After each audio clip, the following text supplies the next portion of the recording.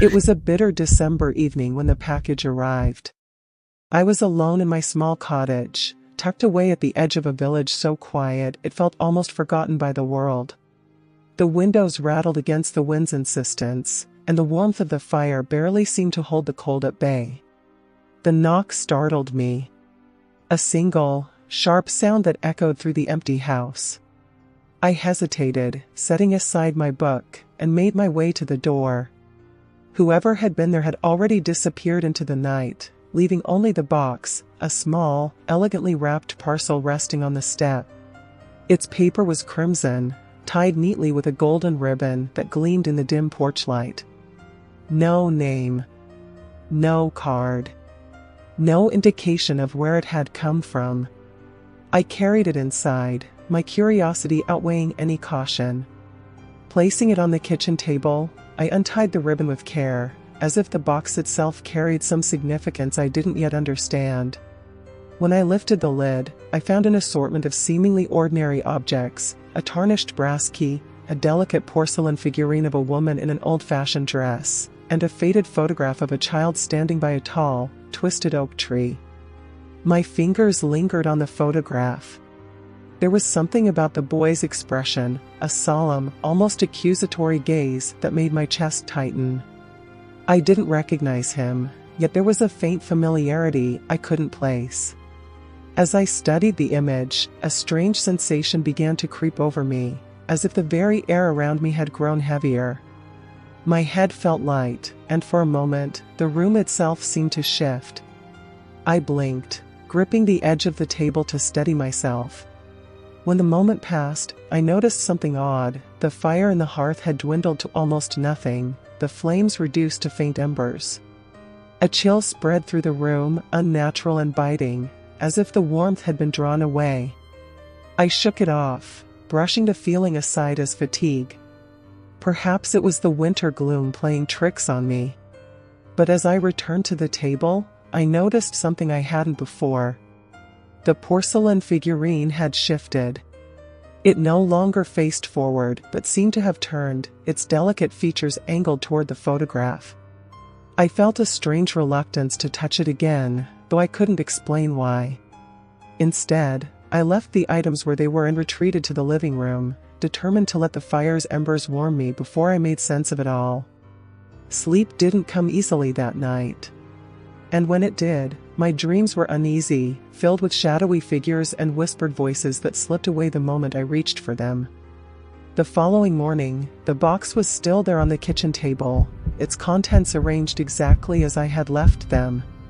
The porcelain figurine, however, seemed different under the gray daylight that poured through the window. Its expression, though finely painted, now bore a trace of malice I hadn't noticed the night before. It must have been my imagination, I thought. Yet, the unease gnawed at me as I boiled the kettle and stared out at the frost-covered landscape beyond the window. The tree branches were heavy with ice, and the garden was cloaked in a thick, muffling stillness. My fingers trembled as I reached for the photograph again. The boy's eyes seemed to follow me, his solemn stare unrelenting. I flipped it over, hoping to find something written on the back, a name, a date, anything to explain its presence. There was a single word etched in faded ink, home. The kettle whistled, breaking the stillness. I jumped, spilling water as I poured it into the teapot. The word echoed in my mind. Home. It meant nothing to me, but it felt as if it had been directed at me specifically, like a command. I couldn't shake the feeling that the photograph was meant to show me something, though I couldn't yet piece together what. Setting my tea aside, I picked up the brass key, its surface cold and rough against my palm. A memory stirred, something distant and hazy, like trying to recall a half-remembered dream.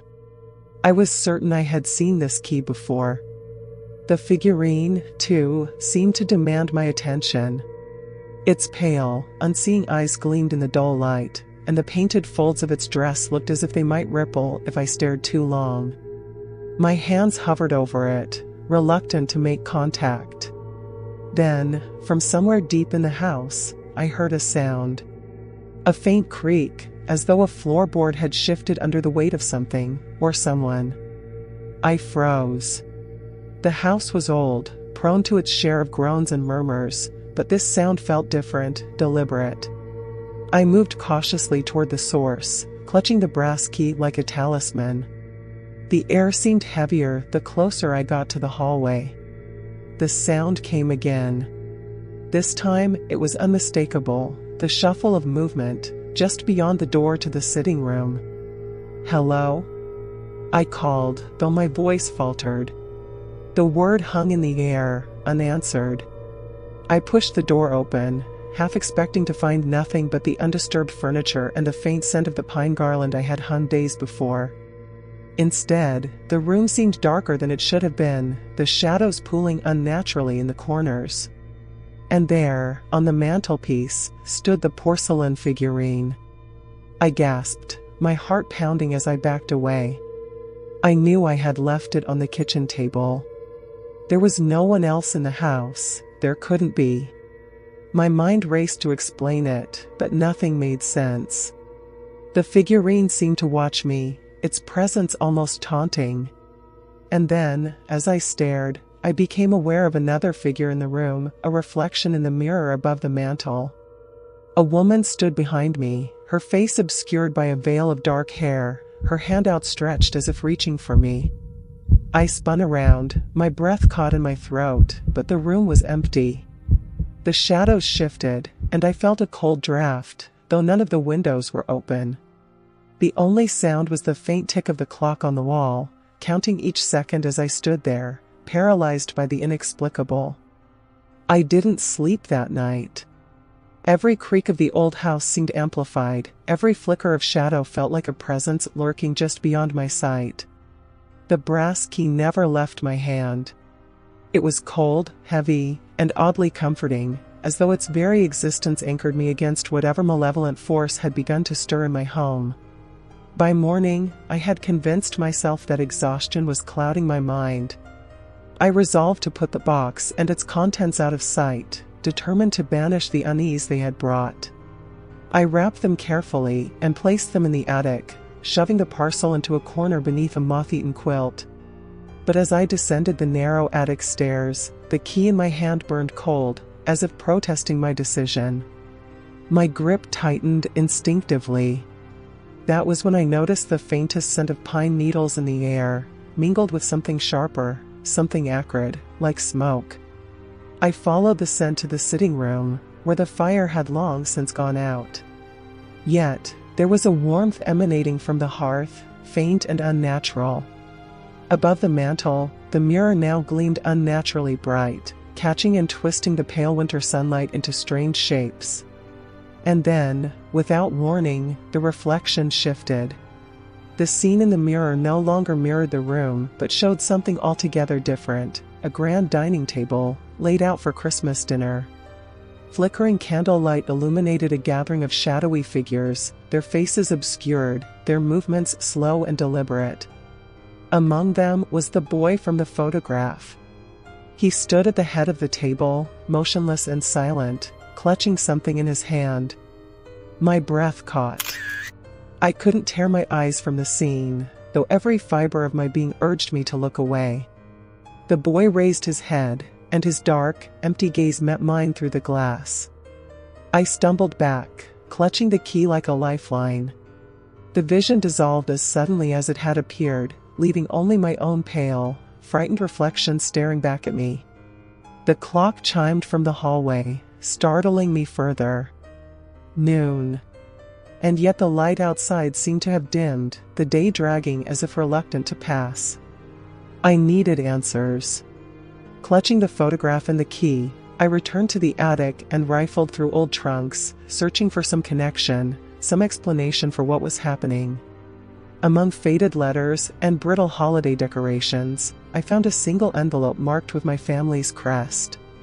Inside was a yellowed letter, written in elegant, slanted handwriting. To the keeper of the key. The past is never truly gone. It waits, patient and silent, for the reckoning. What you unlock, you must face. I read and reread the words, trying to decipher their meaning. The letter offered no clues, only a growing sense of dread. I decided to return to the tree in the photograph. The twisted oak. It was on the outskirts of the village, I realized, a place I had passed many times but had never thought to visit. If there was any chance of understanding what I was facing, I knew I would find it there. Wrapping myself in my thickest coat, I stepped out into the biting cold. The path to the tree wound through the woods, lined with holly bushes heavy with berries. The world felt strangely silent, as if waiting for something to unfold. When I reached the clearing, the oak loomed before me, gnarled and ancient, its branches clawing at the sky. At its base, half buried in the snow, was a small wooden box. It was wrapped in the same crimson paper as the first gift, tied with a golden ribbon that gleamed even in the dim light. My hand trembled as I knelt to pick it up. The brass key seemed to thrum in my pocket, as if urging me forward. I untied the ribbon and lifted the lid, my breath clouding in the frigid air. Inside was a second photograph, this one of a woman standing in front of the same tree. Her face was veiled, but her posture seemed eerily familiar, as if she were staring directly at me through the photograph. And then the wind rose, howling through the clearing and carrying with it the faint sound of laughter, childlike and cruel, echoing through the bare branches. The laughter lingered, unnaturally clear, curling around me like the icy wind that seemed to grow stronger with each passing moment. I turned sharply, expecting to see someone, anyone, behind me. But the clearing was empty, save for the twisted oak and its skeletal branches stretching skyward. I looked back at the photograph. The veiled woman's figure was now sharper, her stance more commanding, as if she were growing closer with each glance. Was it a trick of the fading light? My heart pounded in my chest, loud enough to drown out the faint crunch of snow beneath my boots as I staggered back toward the path. But then I saw them. Footprints. Not mine, too small, too delicate, leading away from the tree and vanishing into the darker depths of the woods. The air seemed to hum, filled with an almost imperceptible tension. I hesitated for a moment, clutching the photograph and the small wooden box against me, before following the trail. I told myself it was curiosity that drove me forward, but deep down, I knew it was fear of leaving the mystery unsolved, fear of what might happen if I didn't confront it. The footprints led to an old chapel, long abandoned and leaning precariously to one side as though bowing under the weight of centuries.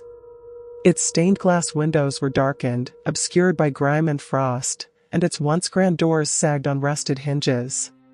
Inside, the air was dense, heavy with the scent of pine and decay. My footsteps echoed hollowly as I moved down the narrow aisle, past rows of crumbling pews. At the altar, I saw her. The veiled woman. She stood motionless, her back to me, her figure cloaked in deep shadows, despite the pale light filtering through the broken windows. I froze. "Who are you?" My voice quavered, barely audible in the oppressive silence. She didn't respond, but I noticed her hands, gloved and clasped tightly at her waist, begin to tremble. Slowly, deliberately, she turned her head. I caught the faintest glimpse of something beneath the veil, something pale and hollow. "Why did you send the box?" I demanded, louder now, though my knees felt ready to give way beneath me. Her voice, when it came, was a low murmur, almost mechanical in its cadence. "It is not me you should fear." The room grew colder, and the sound of wind through the rafters began to rise, though the air outside had been calm when I arrived. My gaze darted around the room, searching for an escape, when I noticed the altar itself. Resting upon it was another box, identical to the ones I had already received. I wanted to leave it. Every instinct screamed at me to turn and run. But my legs carried me forward, step by step, until I stood before the altar. The veiled woman did not move, she seemed to watch, her presence both threatening and pitiful. The key in my pocket grew impossibly cold, and as I pulled it out, it glinted in the dim light, almost eager. My hands trembled as I inserted it into the lock of the box. The lid clicked open. Inside was a single piece of paper, brittle and yellowed with age. Written in the same elegant handwriting as the letter I'd found earlier were the words, "This is where it began." Suddenly, the chapel shook violently, as if the earth itself had been wrenched from its foundations. The veiled woman let out a soundless scream, her form dissolving like mist as the stained glass windows shattered inward, casting fragments of colored light across the room. And then, silence. I was alone in the ruined chapel, the box clutched tightly in my hands. But I wasn't safe. I could feel it. Whatever force had been awakened wasn't finished with me. The path back to the cottage felt endless. The brittle trees loomed over me, their skeletal branches casting eerie, angular shadows across the snow. The weight of the box in my hands was almost unbearable, not for its physical heft, but for the inexplicable dread it carried. Every so often, I turned, convinced I could hear soft footsteps crunching behind me. Each time, the wood stretched back, silent and unyielding, though the sensation of being watched grew heavier with every step. By the time I reached the cottage, the wind had picked up, howling like an unseen chorus of mourners. The front door, locked when I left, was now ajar, its edge nudging softly against the frame. A faint golden light flickered from within. I stepped inside, my breath clouding in the unheated air. The fireplace roared unexpectedly, flames licking high as if someone had recently tended to it. But the room was empty, or so it seemed. On the table where I'd left the first two boxes, the photograph of my family now lay face down. The backs of the others were blank, but this one bore an inscription written in spidery ink. "Don't trust the shadows." I felt my knees weaken. What shadows? My mind raced through the last few days, every strange sound, every fleeting glance of movement in the periphery. Were they more than tricks of the mind? The weight of the words grew heavier, as though the very air pressed against my lungs. Before I could think further, the sound of footsteps, slow, deliberate, echoed from upstairs. "Who's there?" My voice cracked in the silence, its own betrayal of my fear. I glanced at the boxes, but they offered no answers, only an ominous silence. The staircase loomed like a mouth gaping open to devour me, its wooden boards creaking in protest with each tentative step I took. The hallway above was shrouded in darkness, save for a faint flicker of light leaking from the room at the end. The door to my bedroom was ajar, swaying slightly, though there was no draft. A melody, soft, haunting, and unmistakably familiar, drifted through the air. It was the tune of an old carol, one my mother used to hum during long winter nights. My hand shook as I pushed the door open. The room was empty. Yet the sound continued, emanating from nowhere and everywhere all at once. On the bedside table sat an ornate snow globe, one I didn't recognize. Its intricate design depicted a quaint village draped in snow, a glowing church at its center. I reached for it, compelled by something I couldn't explain. The moment my fingers brushed the glass, the tune stopped abruptly, plunging the room into silence. The glow inside the globe grew brighter, illuminating the tiny church until it was nearly blinding. And then, the light went out. The room plunged into darkness, but not emptiness. A whisper, low, guttural, and far too close, filled the air. "You've opened the door." The sound wasn't coming from behind me. It was coming from inside the globe. I dropped it instinctively, but it didn't shatter. Instead, it rolled across the floor and came to rest at the foot of the bed. The door slammed shut behind me. Panic surged, my pulse roaring in my ears as I fumbled for the handle. It wouldn't budge, and I dared not look behind me. The whispers began to multiply, overlapping and echoing in a cacophony of words I couldn't understand. Then came the knocking. 3 sharp raps on the window. I spun around, expecting to see nothing but my reflection against the frosted pane. But instead, there she was, the veiled woman, her gloved hand resting against the glass, her hollow presence radiating malice. She mouthed something I couldn't hear, but I understood. The final gift is waiting. The snow globe began to glow again, casting a pale light that painted her figure in unnerving clarity. Before I could react, the light exploded outward, consuming the room. I awoke on the floor, the snow globe gone, the room silent. But the boxes were there, stacked neatly beside me, waiting. I don't recall how long I lay there, staring at the 3 boxes beside me. The air had shifted, heavy and oppressive, as though the walls themselves bore witness to my predicament. My breath caught as I noticed a 4th box, identical to the others, waiting on the edge of the bed. It hadn't been there before. Unlike the others, this one was unadorned, no ribbon, no tag, no flourish. Its stark simplicity felt deliberate, as if it held the weight of an unspeakable truth. I hesitated, my fingers trembling as they reached for the lid. When I lifted it, the scent of old wood and something faintly metallic wafted out. Inside lay a single item, a key. Not a modern one, but an antique, long and ornate, its handle shaped like a snowflake. It was cold to the touch, as if it had been resting in a place untouched by time. A chill coursed through me as the whispers returned, faint and elusive, like an audience murmuring from behind a closed curtain. My gaze fell to the snow globe, now resting on the nightstand as though it had never moved. Its faint glow pulsed like a heartbeat. The key's purpose became clear as I noticed the tiny door etched into the base of the globe, so small I might have missed it before. My hands shook as I inserted the key, the click reverberating through the room like a thunderclap. The globe began to spin, its snow swirling violently, the peaceful village within dissolving into chaos. The church crumbled, houses collapsed, and the figures inside seemed to writhe as if alive. The glow intensified until it spilled out in a brilliant cascade, engulfing me in light. When my vision cleared, I was no longer in my room.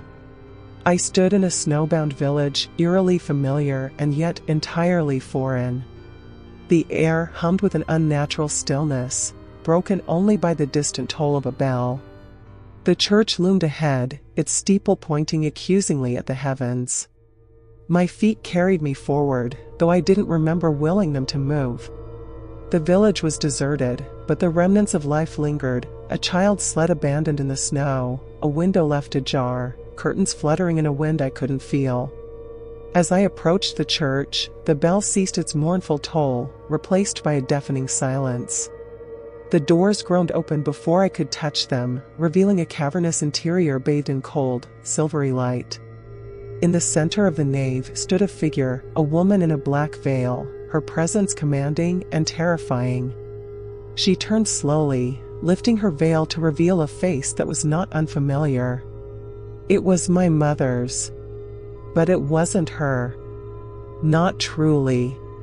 The features were hers, but twisted, aged beyond recognition, eyes hollow and accusing. "You have come," she said, her voice echoing in the vast space. "The sins of the past must be laid bare." Before I could respond, the visions began.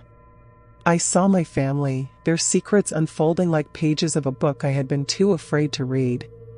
Betrayals, lies, and tragedies hidden beneath the veneer of holiday cheer. Each revelation was a blow, unraveling the idyllic memories of my childhood. The truth burned away the nostalgia, leaving only ash. "You cannot escape what binds you," the figure said, her voice rising. "What was buried must be unearthed. Only then will the cycle end." The ground beneath me began to shake, and the snow globe appeared once more, hovering in the air like an omniscient eye. Its glow intensified, pulling everything toward it, including me. As I was drawn in, the village crumbled into darkness, and I awoke once again in my bedroom. The boxes were gone, the snow globe shattered into countless shards, and the air was still. But something had changed. The family photograph, now restored, showed faces I didn't recognize. Faces that shouldn't have been there. And on the back, scrawled in the same spidery hand, "The past is never truly buried. You carry it always." As the first light of Christmas morning crept through the window, the house seemed quieter than before, its shadows deeper. And though the boxes were gone, their weight lingered, a reminder that some gifts cannot be returned. The veiled woman's words echoed in my mind, the sins of the past must be laid bare. Outside, the snow began to fall once more, each flake whispering secrets only I could hear.